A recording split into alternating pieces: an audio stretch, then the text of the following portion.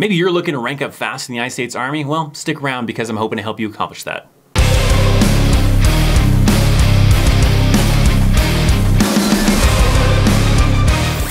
What's up, my friends? I'm US Army veteran Christopher Chaos, and in today's video I'm going to tell you about how you can move up and rank faster, at least on the enlisted side.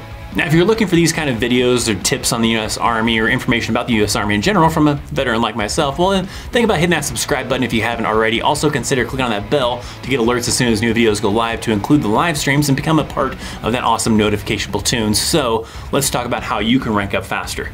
You need to understand that going from the rank of a private or the pay grade of an E1 to a specialist or the pay grade of an E4 is automatic. Some people would rather not call it a promotion for that reason and prefer the term advancement, but let's not get picky on the wording here. Each rank has a time and grade and a time and service requirement, meaning a minimum time at that rank and a minimum time in the Army. Those are needed to advance to the next rank, but there are ways that you can advance sooner than that if you can receive a waiver from your leadership.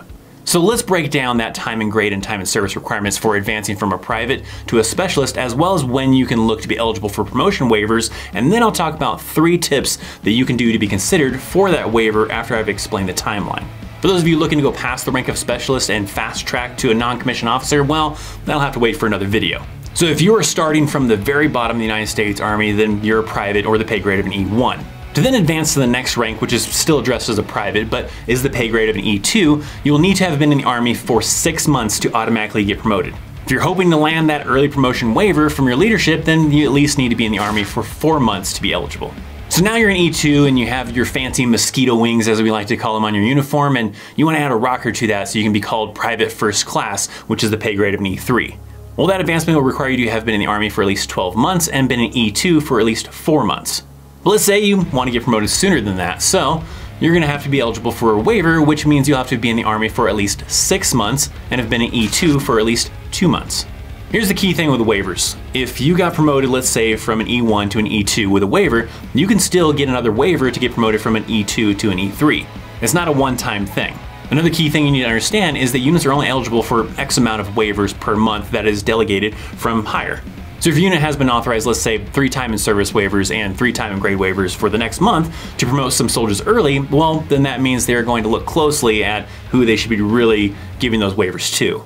Yet another thing you need to be aware of is if you're in a situation where you want to get promoted early, but you need a waiver for both time and service and time and grade, well, you better be doing something pretty amazing for that unit to decide that they're going to use 2 waivers on you so that you can get promoted early. A waiver for time and service and time and grade is a little bit more rare. So you might want to try to meet one of those promotion requirements because your chances are a little bit better if you only need 1 waiver for either time and service or time and grade and not both.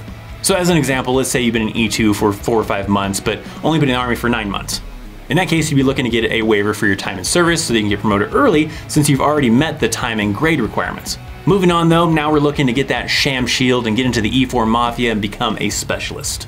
Well, that would require you to have been in the Army for at least 2 years and held the rank of a Private First Class for 6 months. If you're trying to fast pace your E4 Mafia membership, well then you're going to need at least 1.5 years of time and service and 3 months as a PFC to try to land yourself a promotion waiver.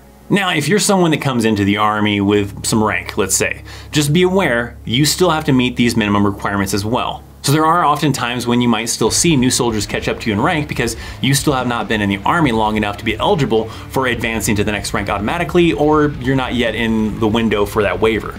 Now let me give you some tips as to what you can do to get on your leadership's radar when they're looking to see who they want to use those waivers on. You even have a chance to land a waiver in your initial training. Those waivers are typically given to soldiers that do things like score the highest on their fitness test, or drill sergeants notice that they're stepping up and helping other soldiers out when they're struggling. Now that's not a guarantee though. If you're giving it your all and doing amazing things, but that basic training unit was only authorized 2 waivers and some privates in another company maxed their fitness test and killed it on weapons qualification, then they might end up getting those waivers. It can be a bit of a challenge though to stand out in a positive way and receive one of those waivers in your initial training. The first thing you can do back at your unit though to make sure that you're making a good impression on your leadership is to make sure you're covering the basics. That means you are at the right place, the right time, and doing what you're supposed to do. Don't be someone that's lost and not showing up to formation or training on time and always seen messing around when you should be doing something else. Those soldiers are not going to be the first ones that get promoted early when the platoon sergeant starts asking the squad leaders who deserves a promotion waiver. The second tip is to volunteer. The platoon sergeant might say something like, "Give me 3 soldiers." That means he or she needs 3 soldiers to accomplish a task, but wants to see who is willing to just step forward and get it done before knowing what the task is and if it's something that sucks or not. Even when it's a situation where you know what the task is, volunteer to get it done. At some point, if you're always stepping forward and your leadership sees that, then they're gonna likely start sending you back, being like, "No, give me someone else." If this happens, then that means you're doing something right and they can already count on you and you don't need to prove to them that you're willing to get it done. Still continue to volunteer though, so that they're reminded that you're the one for the job. Now the third tip would be to put forth as much effort as you can into whatever it is that you're doing. If it's a physical fitness test or a weapons qualification, then try to score as high as you can. If it's some kind of class, then learn everything you can, ask questions, and try to come out of that class being capable of teaching other soldiers what you learned. In the end, leadership wants to get soldiers promoted early that they feel are willing to make their jobs easier. The soldiers they can count on, the soldiers that get the job done, and the soldiers that give it everything they have.